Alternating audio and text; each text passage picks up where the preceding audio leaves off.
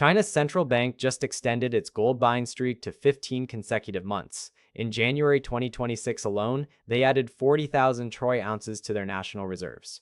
At over $5,000 an ounce, they are paying record prices and still buying. Bloomberg confirmed this on February 7, 2026.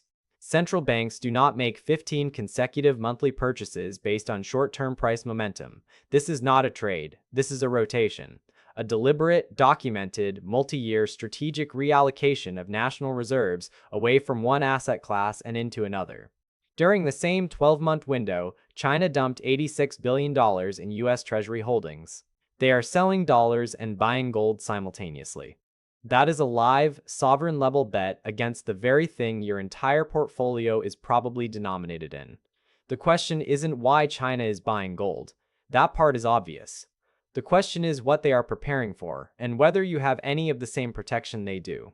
My name is Alex, and I've spent the last decade tracking central bank reserve flows and sovereign gold data so you don't have to. If you want to understand what the world's largest money managers are doing with their reserves before it hits the mainstream news cycle, make sure to hit that subscribe button and give this video a thumbs up.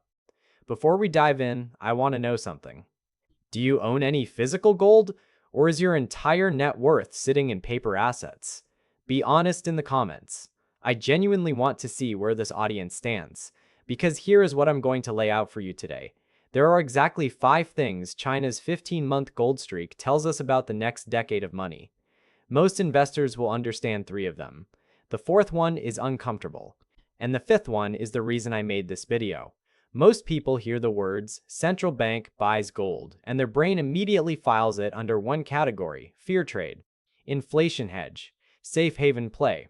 That's the surface level explanation, and it sounds reasonable enough, but that logic falls apart when you look closer. If this were simply a reaction to inflation anxiety, you would expect China to buy in bursts during moments of crisis and then stop when conditions stabilize. They didn't stop. They bought through price rallies. They bought through periods of dollar strength. They bought through geopolitical calm and geopolitical chaos alike. 15 months, every single month. No pause, no reduction, no hesitation. That is not the behavior of an institution hedging against a temporary threat. That is the behavior of an institution executing a long-term strategic plan. Think of it this way. When a chess grandmaster sacrifices a high-value piece, the spectators in the crowd gasp. They think it's a mistake. It's not. It's a move that only makes sense when you can see 7 moves ahead. China's central bank, the People's Bank of China, has access to the full economic intelligence apparatus of the world's second-largest economy. They know the trajectory of US federal debt, which now stands at $38.5 trillion, with annual interest payments exceeding $1 trillion for the first time in history. They can model the pace of de-dollarization in global trade settlement. They can project the long-term purchasing power of the yuan against a basket of commodities. They are not guessing. They are not reacting. They are executing a plan with information you and I will never see. So here's the part that should make you uncomfortable. If you hold 100% of your wealth in dollar-denominated paper assets, stocks, bonds, savings accounts, you are making a bet. You might not think of it as a bet. It doesn't feel like a bet. It feels like the default. But it is a bet. You are betting that the institution managing China's national solvency, an institution with better data, more analysts, and longer time horizons than any retail investor on the planet, is making the same decision 15 months in a row for absolutely no reason. That is a bold bet. There's a number from the World Gold Council that puts this entire picture into devastating perspective. I'll get to it in a minute, but first you need to understand the 5 signals embedded in China's buying pattern. What I'm about to break down is the thing that separates people who understand what's happening in the global monetary system from people who get blindsided by it. Pay close attention. Signal 1. The duration. 15 months is not a trade. It is a policy. There is a critical distinction between a central bank that buys gold for 2 or 3 months and one that buys for 15 consecutive months. The first is hedging. The second has fundamentally changed its reserve allocation framework. When a central bank shifts from tactical purchases to sustained accumulation over more than a year, that decision has been debated, modeled, stress-tested, and approved at the highest levels of governance. At the People's Bank of China, a buying mandate of this duration does not originate from a portfolio manager's desk. It originates from the State Council. This is a directive from the top of the Chinese government. The common mistake retail investors make is hearing China bought gold and immediately checking the spot price chart. They are asking the wrong question. The right question is, what did China's leadership approve that we haven't been told about? Because the buying itself is the announcement. They are telling you their conclusion with their money every single month. But China isn't alone, and Signal 2 is where this gets much bigger than one country. Signal 2, the global pattern. China is the headline, but the World Gold Council's full year 2025 data reveals something far more significant. Central banks worldwide purchased 863 tons of gold in 2025. To put that in context, the pre-2022 decade average was 400 to 500 tons annually. We are running at nearly double the historical rate for the third consecutive year. Poland, Kazakhstan, and Brazil were among the largest buyers alongside China. And here's the number I promised you. According to the World Gold Council's 2025 Central Bank Survey, 95% of central banks surveyed expect global gold reserves to increase over the next 12 months. 95%. That is the highest level of optimism in the survey's entire 8-year history. Let that settle in your mind for a moment. Nearly every central bank on Earth, the institutions responsible for managing sovereign monetary stability, believes gold reserves are going up. Not might go up, are going up. The consensus is nearly unanimous. When was the last time 95% of any group of financial professionals agreed on anything? Now, I know what you might be thinking. Maybe this is just a trend. Maybe central banks are following each other. Maybe it's groupthink. Except that's not how central banks operate. These institutions are adversarial by nature. They compete for capital flows, trade advantages, and currency dominance. When 95% of them independently arrive at the same conclusion, that is not groupthink. That is convergence on a fundamental reality.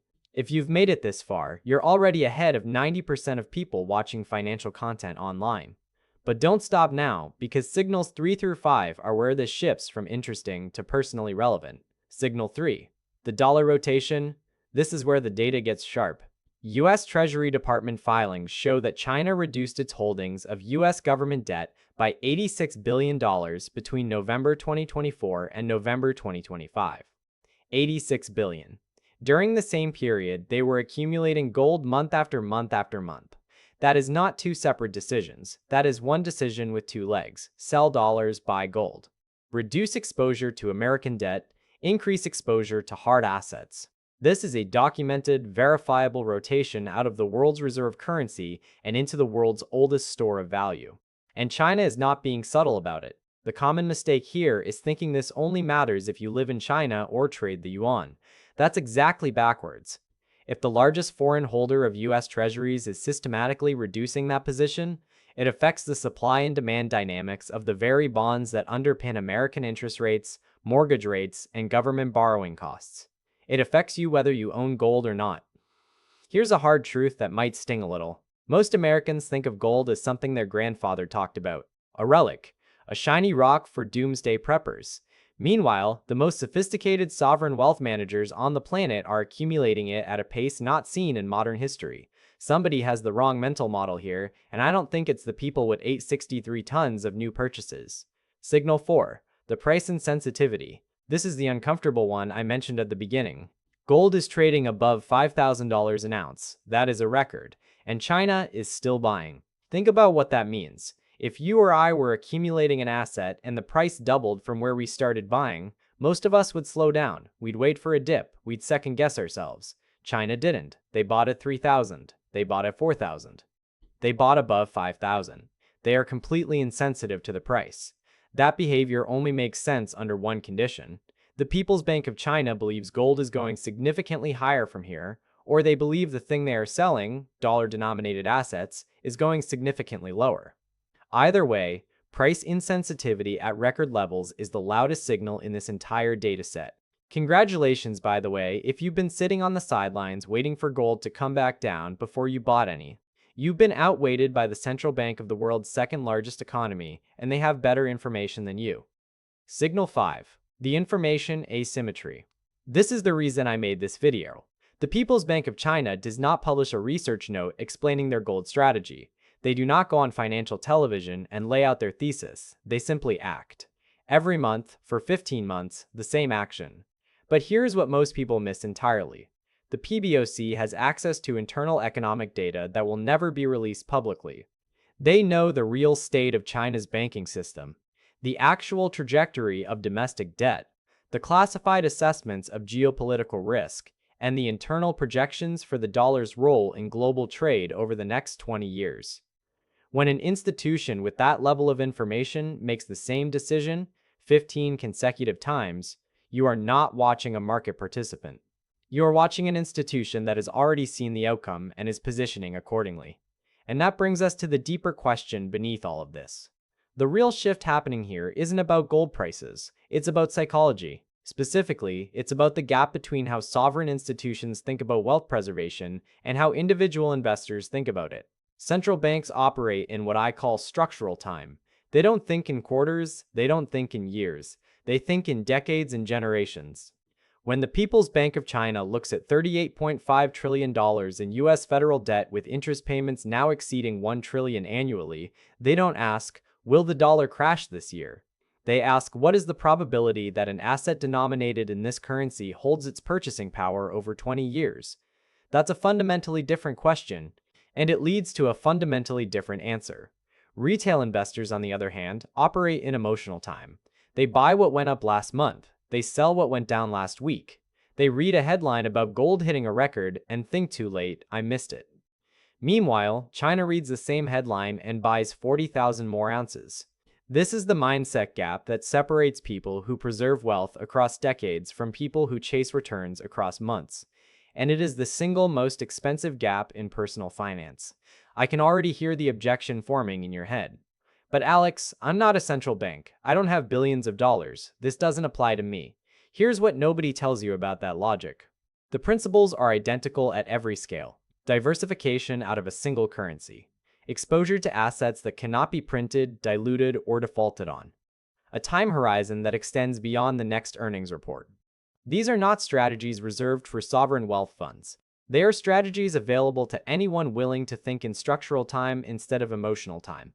The reason most people don't do it is not a lack of access, it's a lack of framework. They have never been shown how to think about their own solvency the way a central bank thinks about national solvency, and that is the gap this entire video is designed to close. Now let me tie all of this together, because when you see how these 5 signals connect, the picture becomes unmistakable. Signal 1 told you this is policy, not a trade. Signal 2 showed you it's global, not isolated. Signal 3 revealed the active rotation out of dollars and into gold. Signal 4 demonstrated price insensitivity that only makes sense if the destination is far higher or the alternative is far worse. And Signal 5 exposed the information asymmetry between the institution making this bet and the individual watching from the sidelines. These are not 5 separate stories, they are 5 chapters of the same story. The world's central banks, led by China, but followed by Poland, Kazakhstan, Brazil, and dozens of others, are systematically repositioning their reserves for a monetary landscape that looks fundamentally different from the one most retail investors are still planning for. Remember the chess analogy from earlier? You are not watching a single piece move across the board. You are watching an entire opening strategy unfold, and if you are still sitting in 100% paper assets denominated in a single currency, you are not even at the table. You are the piece being sacrificed. The opening of this video posed a question. China's central bank has made the same decision 15 months in a row, paying record prices to accumulate an asset that pays no yield and generates no earnings. $86 billion of US Treasuries sold, 40,000 ounces added in January alone. 95% of the world's central banks expect this trend to continue. The question was never, why is China buying gold? The question, the one that actually matters to your life, is this.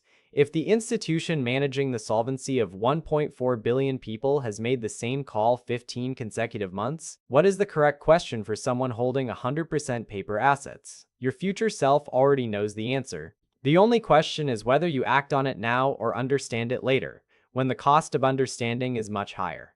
Gold, silver, central banks, the dollar, de-dollarization. What do you want me to break down next? Drop it in the comments. If there is a topic in the macro space that nobody is explaining properly, tell me. That is exactly what this channel is for.